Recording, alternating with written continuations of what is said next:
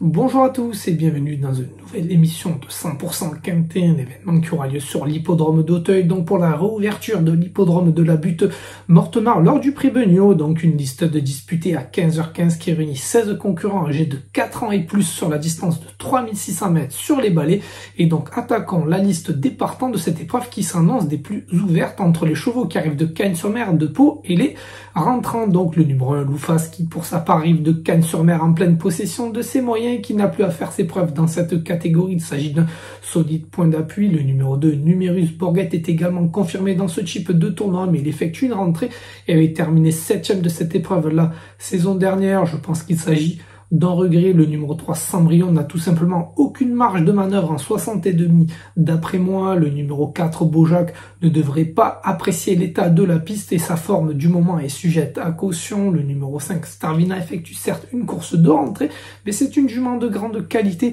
qui mérite donc d'être suivie avec un large crédit. Le numéro 6, Flanqueur, a gagné pour sa seule tentative sur ce tracé. Certes, il effectue une rentrée, il reste sur des sorties sur le steeplechase et également une chute, mais je fais confiance à Arnaud Chaillet pour l'avoir préparé au mieux. Le numéro 7, Igloo, qui arrive de Cagnes-sur-Mer également en pleine forme, mais bon, on va devoir faire ses preuves en 58 de valeur, d'autant, je le répète, je le préfère sur l'hippodrome de la Riviera. Le numéro 8, Justin in Blue, n'a plus à faire ses preuves à ce niveau de la compétition, reste d'ailleurs sur une bonne 5e place dans un événement palois et se plaît sur la piste de Auteuil, donc sa place est à l'arrivée. Je pense même qu'il peut s'imposer. Le numéro 9, Jumper B, monte d'un cran en étant pénalisé tout en faisant une course de rentrée. Son entourage de plus émet quelques doutes, donc je pense qu'il faudra peut-être le revoir. Le numéro 10, Rêve de Prince, apprécie ce type de terrain, n'a plus à faire ses preuves à Auteuil et évolue en pleine dans sa catégorie. Sa place est à l'arrivée. Et attention, moi, le numéro 11, Blécolina, qui est une jument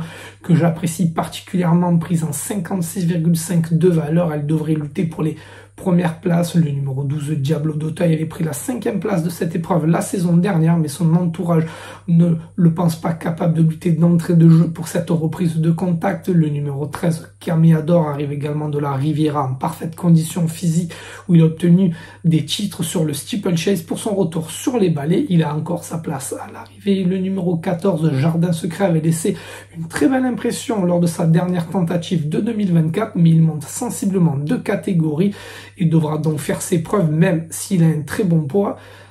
Ensuite, le numéro 15, Idéal du Chêné, dont l'entourage nous invite à regarder car il effectue une course de rentrée. Pour finir, le numéro 16, Pessiambre, dont la régularité est exemplaire et qui dépend du redoutable entraînement d'Arnaud Chaillet. Ce numéro 16, Périsson, aligne les performances de choix, apprécie le terrain lourd et pourrait bien d'entrée de jeu créer une belle surprise. Rendez-vous pour la deuxième rubrique, le papier.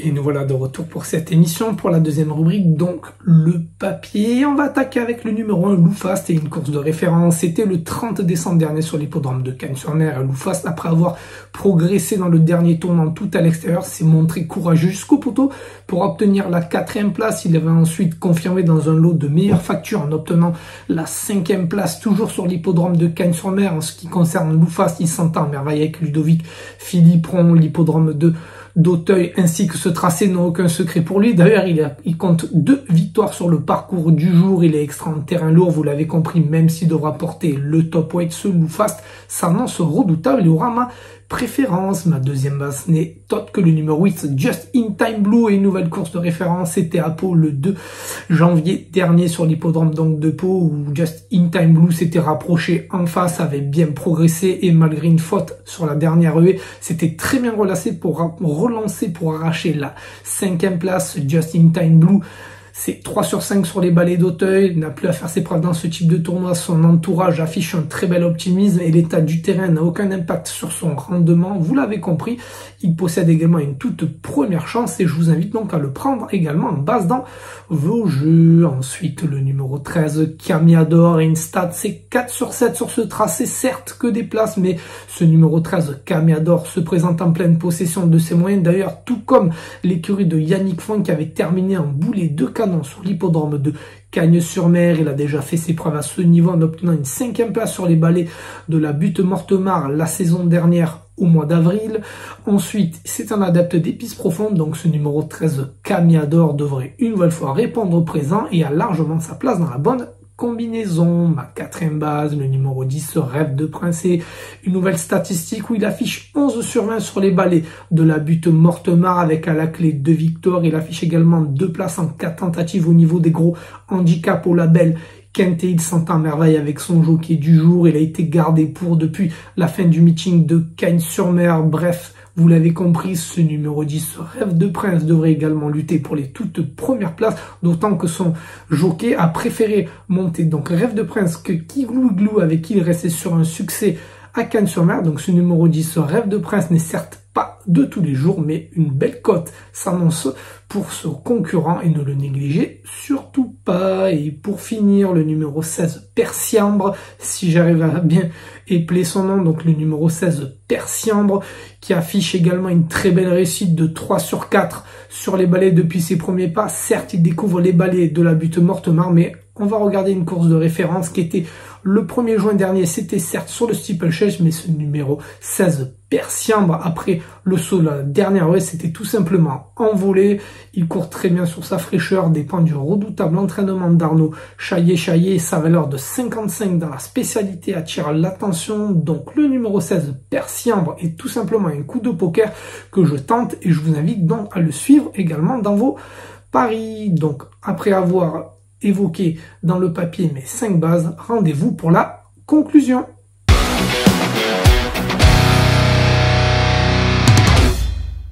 Et nous voilà donc de retour pour la conclusion de cette émission. Notez-le bien, lors du 4e rendez-vous à Auteuil pour la rouverture de la Butte Mortemart. Il s'agit du prix Beugnot, une liste au label Quintet qui réunit 16 concurrents âgés de 4 ans et plus sur les 3600 mètres. Et les 5 chevaux de ma conclusion sont les numéros 1, Lou Fast, 8, Just In Time Blue, 13, Camiador, 10, Rêve de Prince, ainsi que le numéro 16, Persiambre, que je suis arrivé enfin à très bien citer pour les amateurs de CPC. Je sais qu'il y en a beaucoup qui regardent l'émission. Je ne vais rien inventer avec le 302 Japon qui vient de débuter, gagner sur le steeplechase palois. Il a déjà fait ses preuves sur la Butte Mortemart. C'était en haie au niveau des groupes sur les balais.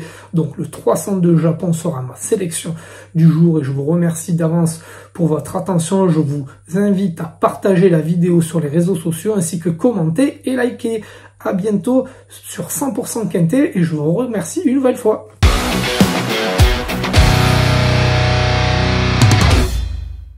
Merci à vous d'avoir suivi cette vidéo. Alors pour vous abonner à notre chaîne YouTube, c'est ici.